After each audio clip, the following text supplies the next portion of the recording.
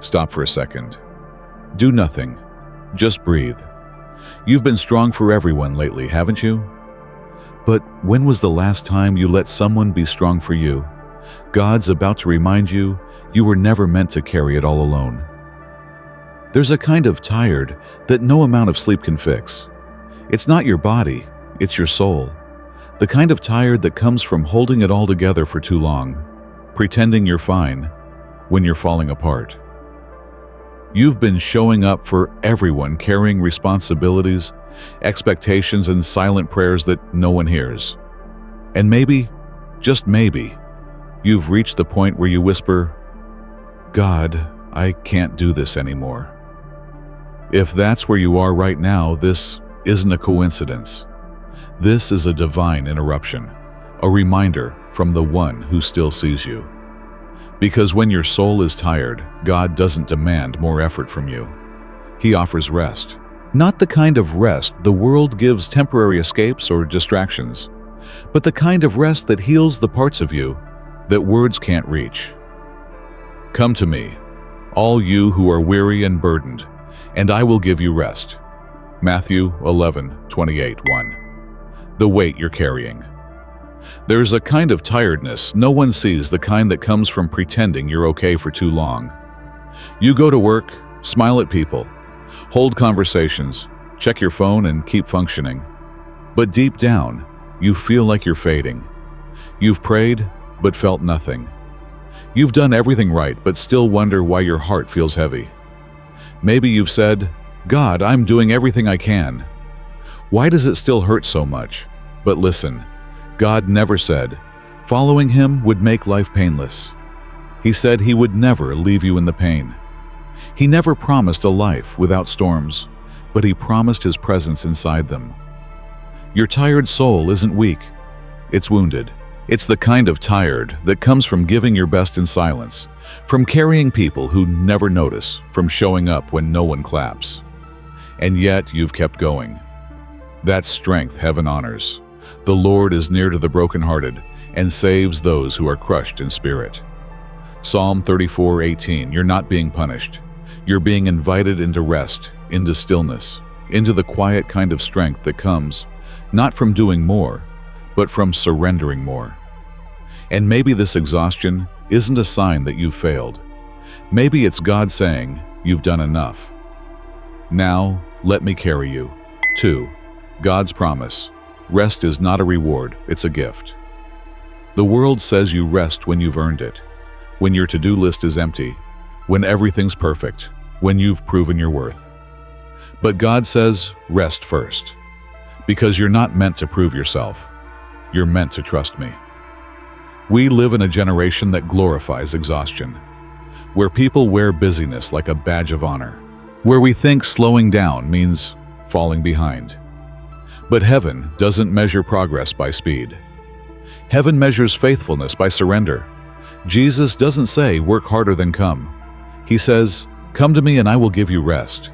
That's grace, rest before results. Take my yoke upon you and learn from me, for I am gentle and humble in heart, and you will find rest for your souls. Matthew 11:29. Rest is not escape, it's alignment. It's not running away, it's returning. It's choosing to sit with God long enough for Him to remind you who you are and who you're not. Maybe that's what this season is, not punishment, but pause. God's slowing you down to heal what hurry has broken. He doesn't want your perfection, He wants your presence. He wants to trade your exhaustion for His peace, your striving for His stillness. Because when you finally stop trying to hold everything together, you'll realize it was never your job to begin with. 3. When heaven feels silent. We've all been there, those nights where you pray and nothing happens. When your words feel like they bounce off the ceiling. When all you hear is silence. It's easy to think God has gone quiet because He's far. But the truth is, He's never been closer. Elijah felt it too. After one of his greatest victories, he collapsed under a tree and said, "It's enough, Lord. Take my life." 1 Kings 19. 4. He wasn't faithless, he was empty. And what did God do? He didn't rebuke him. He didn't say, "Get up and do better." He sent an angel not to preach, but to feed him, to let him rest. Then after the wind, after the fire, after the earthquake, came a whisper. 1 Kings 19:12. Sometimes God speaks loudest in silence, because when the noise fades, you can finally hear his heart again. The silence isn't abandonment, it's invitation. It's where your faith matures, not in fireworks, but in whispers. When you feel like heaven has gone quiet, maybe God is shifting you from hearing his voice to trusting his character. He's not ignoring you, he's guarding you. He's teaching you that faith isn't built on constant reassurance, but on constant relationship. Even when you don't feel him, he's still holding you. 4. You're still growing, even when you feel stuck. Sometimes the most spiritual thing you can do is stop trying to fix what only time and God can heal. You think nothing's changing, but that's only because growth often hides. A seed doesn't make noise while it's growing roots. There's no applause underground, but that hidden work is what allows fruit to survive the storms later. Maybe you're not stuck. Maybe you're being planted. The soil feels dark, the pressure feels heavy, and the waiting feels endless. But what if God is growing something in you that can only form in silence? David knew this. In the Psalms, he wrote, "My soul is downcast within me. Therefore, I will remember you." Psalm 42:6. Even when he couldn't feel God, he remembered him. That's mature faith, not the kind that celebrates mountaintops, but the kind that clings to promises in the valley. Every prayer you whisper tired, every tear you don't post about it, all counts. Heaven doesn't measure how loud your worship is, but how faithful your heart stays when it's quiet. You're growing, even here, even now. 5. You don't have to be enough. You've been the strong one, the dependable one for everyone, the one people call when they're falling apart. But who do you call when it's your turn to crumble?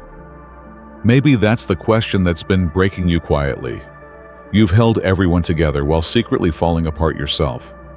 You tell yourself to be strong, but strength without rest becomes self-destruction. The truth is, you were never made to be everyone's savior. You already have one.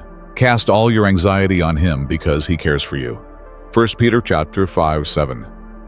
That's not a poetic line. It's permission. Permission to stop carrying what's crushing you. Permission to stop pretending you're okay. Permission to say, "God, I can't do this," and know that he's not disappointed. He's delighted you finally trust him enough to let go. You don't have to be the answer. You just have to stay near the one who is. Your soul doesn't need a new plan. It needs a person. And his name is Jesus. He's the one who never gets tired of your tiredness. The one who never rolls his eyes when you come back again with the same brokenness. The one who doesn't need you to be perfect, just present. Isaiah 40:31 says, "Those who wait upon the Lord shall renew their strength. They shall mount up with wings like eagles. They shall run and not be weary. They shall walk and not faint." Renew means exchange, not recharge. God doesn't take your empty battery and fill it halfway. He gives you a new one. He doesn't restore you back to the version that was surviving. He restores you to the version that can soar. You may not feel strong right now, but strength is coming. Not through motivation, but through resurrection. Because the same Spirit that raised Jesus from the dead lives in you. Every tear you've cried has been collected. Every silent prayer has been heard. Every step you've taken in faith has been recorded in heaven. And one day, you'll look back and realize the moments you thought were endings were actually beginnings. The dark nights were divine classrooms. The waiting room was the training ground. You're not behind. You're being rebuilt. If you feel like you're hanging by a thread, remember that thread is God's hand. He hasn't forgotten you. He's not disappointed by your exhaustion. He's not looking at you saying, "Try harder." He's whispering, "Rest here. Even to your old age and gray hairs, I am He. I will carry you. I will sustain you, and I will rescue you. Isaiah 46, for that's the promise. He will carry you when you can't carry yourself. So tonight, when the thoughts get loud, when the room feels heavy, when your chest tightens and you can't explain why, pause. Whisper his name, not a speech, not a performance, just his name. Because peace doesn't come from clarity, it comes from closeness. And even now, he's closer than your breath. So before you scroll again, before you rush back into the noise stop, just breathe. You've done enough for today. You've been enough for today. Let this be your reminder. You don't need to earn peace. It's already promised. You don't need to find strength. It's already within you, because he's within you. You don't need to fix yourself. You just need to rest in the one who holds you.